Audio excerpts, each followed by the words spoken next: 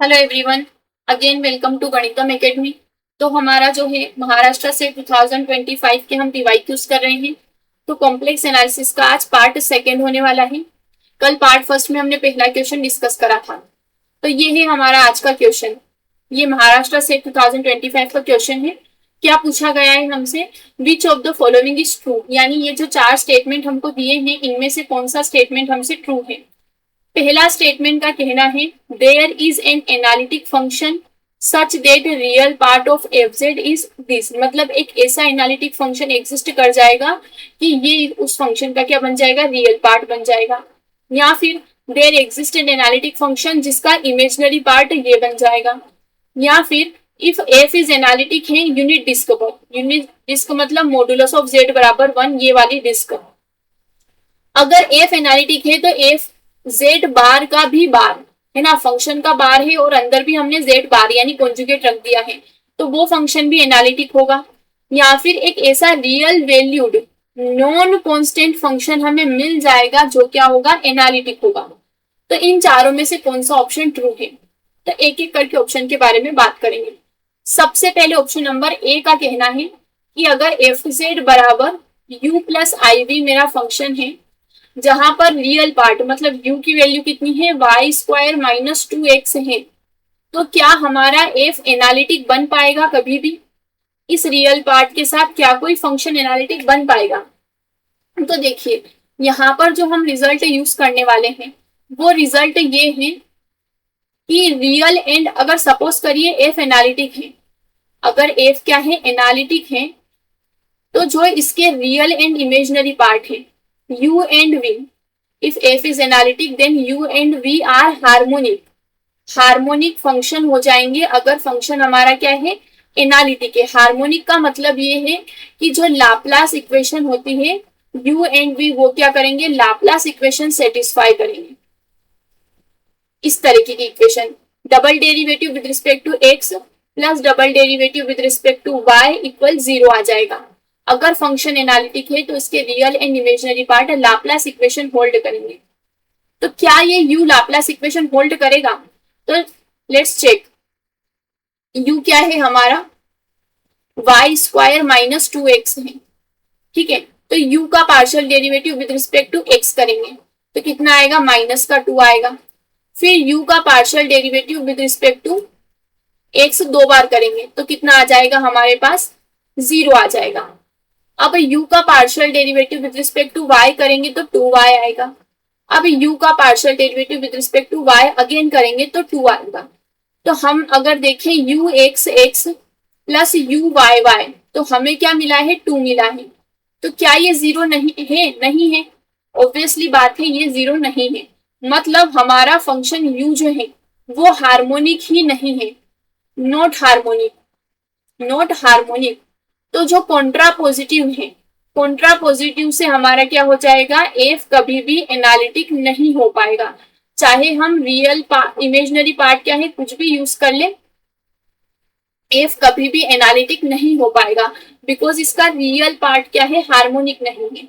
So real part harmonic नहीं है तो एफ एनालिटिक नहीं हो पाएगा, इसका कॉन्ट्रा पॉजिटिव ट्रू होता है। तो ऑप्शन नंबर ए हमारा गलत हो चुका है। अब बात करते हैं ऑप्शन नंबर बी की। तो बिल्कुल सेम कॉन्सेप्ट पे हम क्या है, ऑप्शन नंबर बी को डिस्कस करने वाले हैं। बी में हमें इमेजिनरी पार्ट दिया है, मतलब v की वैल्यू दी है। अगर एफ जेड बराबर u प्लस आई वी है तो हमें किसकी वैल्यू दी है, हमें v की वैल्यू दी है। तो यहां से अगर हम देखें क्या v हार्मोनिक है, तो v का partial derivative with respect to x कितना आएगा, 2x। डबल डेरिवेटिव निकालेंगे तो वो आएगा 2।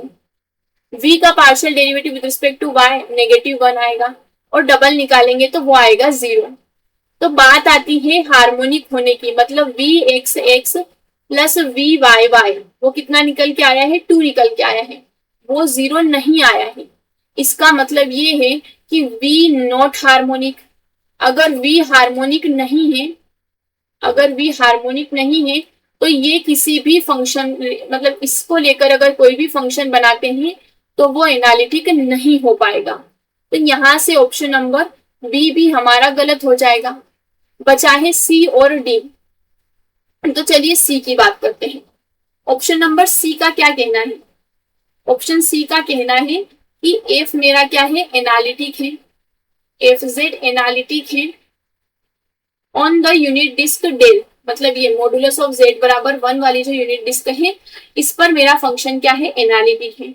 और इनका कहना है कि मैंने ये वाला फंक्शन बनाया है, मान लीजिए मैंने इसको जी जेड नाम दे दिया है, तो इनका पूछना है कि क्या ये फंक्शन एनालिटिक होगा। तो देखिए, अगर कोई भी फंक्शन एफ जेड एनालिटिक है तो हम उसका क्या कर सकते हैं, सीरीज एक्सपांशन ओपन कर सकते हैं।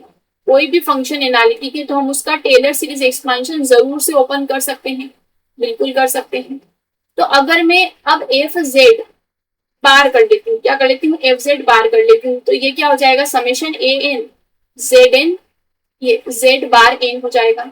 अब मैं इसका फिर से क्या कर देती हूँ, फिर से पूरे का बार ले लेती हूँ, तो ये क्या हो जाएगा, summation A N Z bar N, फिर पूरे का कॉन्जुगेट हो जाएगा, जो कि मेरा क्या बन जाएगा, सिर्फ ए पर कॉन्जुगेट रह जाएगा, जेड एन पर तो कॉन्जुगेट का भी कॉन्जुगेट है तो हट जाएगा, तो ये मेरा जी जेड बन जाएगा। तो अगर अब हम ध्यान से देखें तो जी जेड भी तो वापस से एक पावर सीरीज बन गई है।